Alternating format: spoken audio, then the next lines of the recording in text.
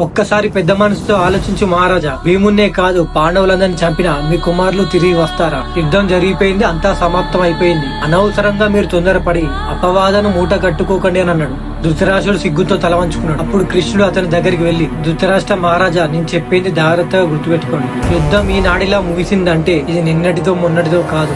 దీని ఆరంభం ఎప్పుడో అయ్యింది, అది ఇప్పటికీ ముగిసిపోయింది. పాండవ కౌరవుల యుద్ధం కురుక్షేత్రానికి ముందే కొన్ని సంవత్సరాల క్రితమే మొదలైంది. నిజం చెప్పాలంటే వాళ్ళ బాల్య దశలోనే మొదలైంది. ఎప్పుడైతే దుర్యోధనుడు భీముని పాండవులను దేశించడం మొదలు పెట్టాడో అప్పుడే వాళ్ళ మధ్య యుద్ధానికి నాంది పలికింది.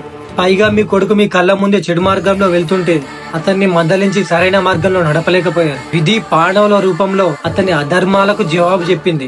మన పిల్లలకు మనం గుణపాఠం నేర్పి సరైన దారిలో పెట్టకపోతే ఆ పనిని జాలి దయ కరుణ అనేవి లేకుండా కాలమే నెరవేర్చుతుంది. కాబట్టి జరిగినదేదో జరిగిపోయింది, యుద్ధం ముగిసిపోయింది. నీ కొడుకు అవినీతి ప్రవర్తన గుర్తు తెచ్చుకొని నీ కోపాన్ని విడిచిపెట్టు, పాండవులను నీ కొడుకులాగా ఆదరించు అని అన్నాడు. అప్పుడు ధృతరాష్ట్రుడు, వాసుదేవ, నువ్వు చెప్పింది నిజమే. కొడుకులను పోగొట్టుకున్న కోపంతో అనుచితంగా ప్రవర్తించాను. అందుకు ఇప్పుడు సిగ్గుపడుతున్నాను.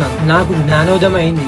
ఇక పాండు కుమారులను నా కుమారులుగా భావిస్తానని ఈసారి ప్రేమతో భీమార్జులను నకుల సహదేవులను కౌగిలించుకొని వాళ్ళని దీవించాడు. ఆఖరికి ధృతరాష్ట్రుడు కొడుకు యుయుధిష్ఠిరుడు వచ్చాడు.